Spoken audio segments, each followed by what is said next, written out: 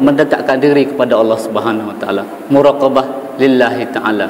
Maksudnya kita mendekatkan diri kepada Allah Subhanahu wa taala. Apabila kita kenal Allah, maka barulah kita dapat dekatkan diri kepada Allah Subhanahu wa taala. Kalau kita tidak kenal Allah Subhanahu wa taala, kita tak akan dapat muraqabah ini. Kalau kita kenal seseorang itu, tuan-tuan, kita akan sanjung, kita akan sayang, kita akan bagi segala-galanya kepada orang yang kita sayang. Barulah ada nilai muraqabah. Kalau kita tak kenal kepada Allah Subhanahu wa taala, maka diri kita tak akan dekat kepada Allah Subhanahu wa taala.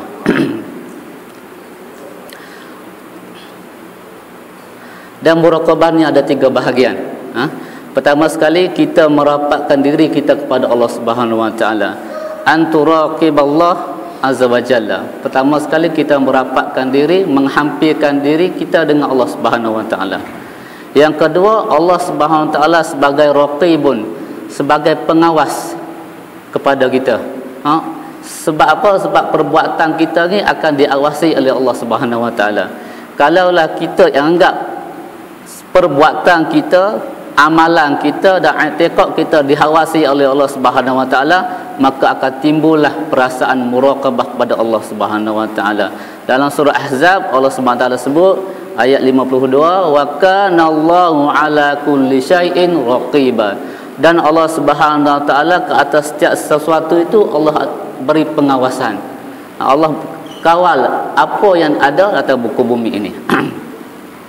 Jadi tuan-tuan dibuka Allah Subhanahu wa taala, pengarang ni telah buka cerita bab ni dengan ayat dalam surah Asy-Syu'ara ayat 218 dan 219. 218 ayat yang bunyi allazi yaraka hina taqumu wa taqallubaka fis sajidin.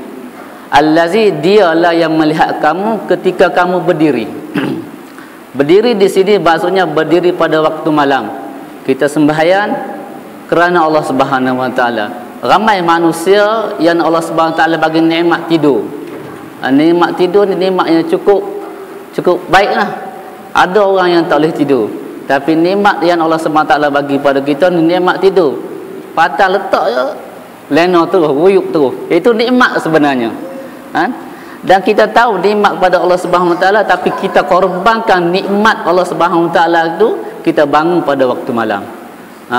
Sebab untuk mencari nikmat yang lebih hebat, iaitu kita muraqabah kepada Allah Subhanahu wa taala, menghampiri diri ketika manusia lain sedang tidur.